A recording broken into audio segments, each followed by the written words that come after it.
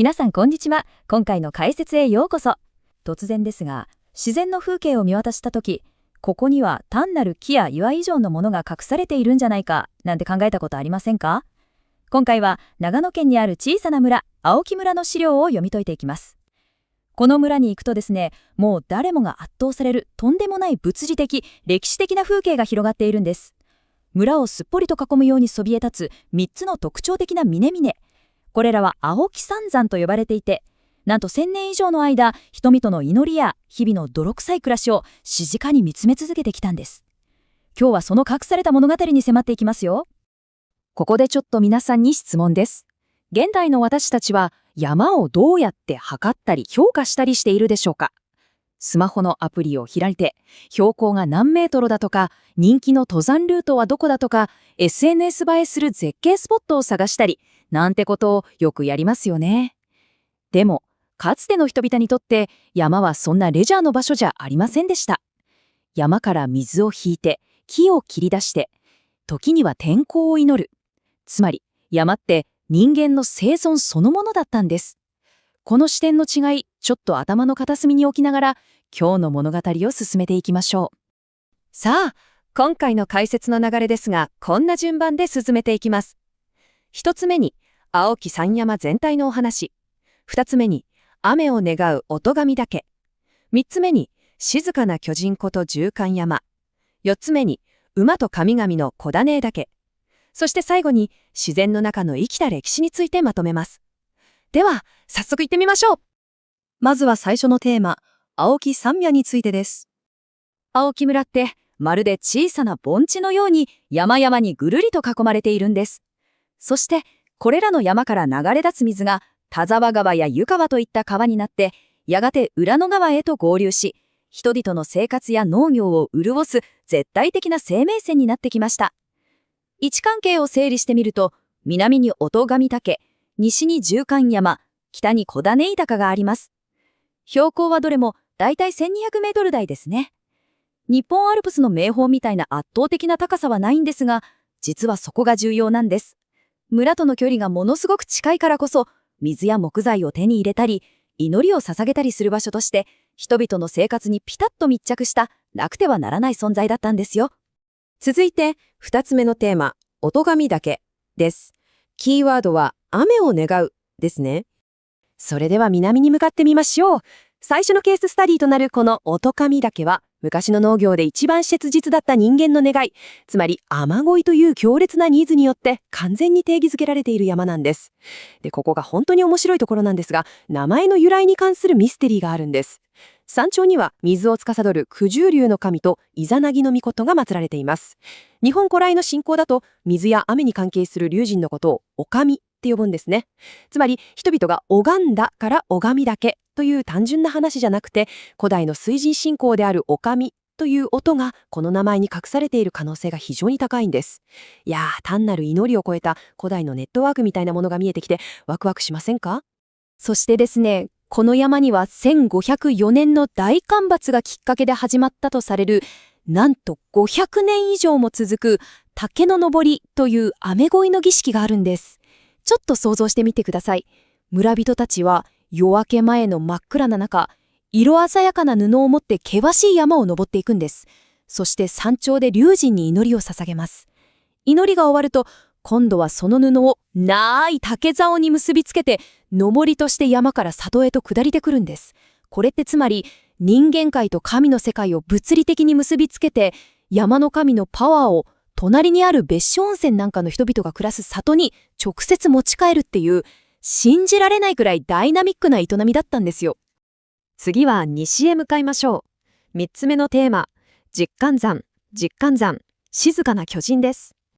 夫ヶ家のあのドラマチックな雨乞いの歴史とは打って変わって、この山は村人との間にもっとミステリアスで全然違う関係性を持っています。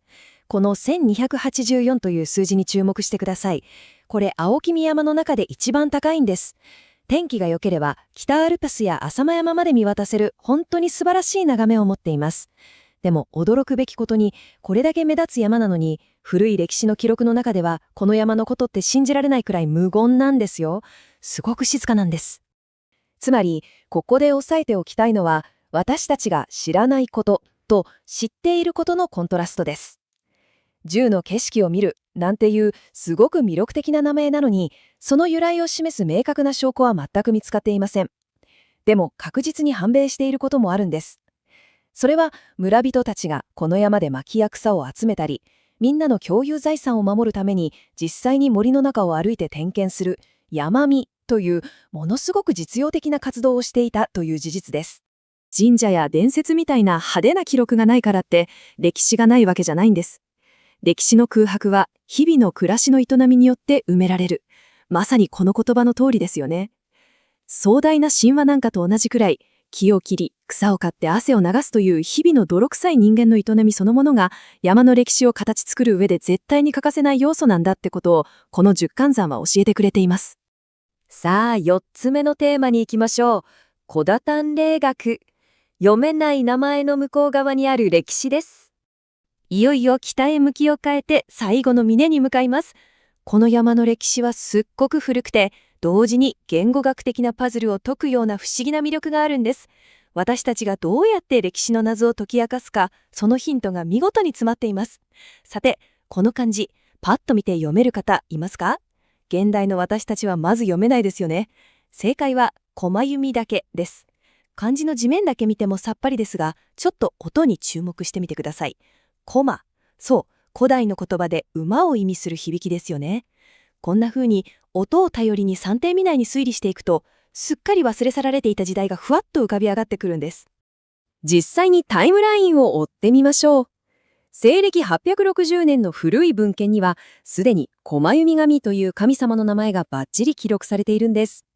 古代の篠の国、つまり今の長野県周辺は、山に囲まれた地形をフル活用した馬の大産地でした。中世にかけては塩原牧といった牧場が大いに栄えたんです。つまり、当時の政治的な権力、軍事のようであった馬、そして山岳信仰という3つの要素がこの場所でがっちりと結びついていたんですね。そして現在もその由緒ある伝統が山頂の神社に息づいています。小種荷岳の信仰も空間を移動する壮大なストーリーになっています。人々はまず里にある神社からスタートして信仰の道を一歩一歩登り、最終的に山頂の奥社へとたどり着きます。これ何か気づきませんか？そう、先ほど見た夫神岳の雨乞いの儀式と構造が完全に一致しているんです。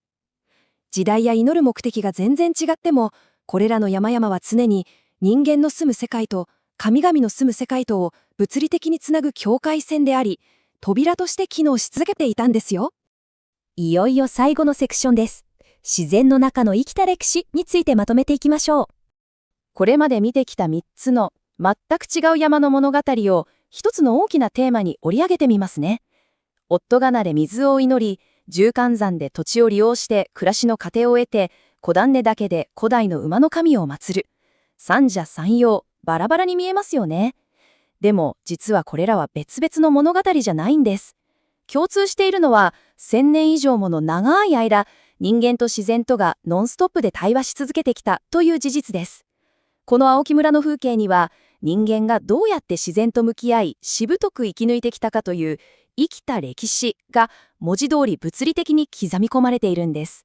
最後に皆さん自身にちょっと問いかけてみてください。次に地図を開いたとき、あるいは地元の山や丘をふと見上げたとき、あなたはそこに等高線という単なる地形だけを見ますか？それとも、そこで必死に生き抜いてきた人々の1000年の生存の歴史を見出しますか？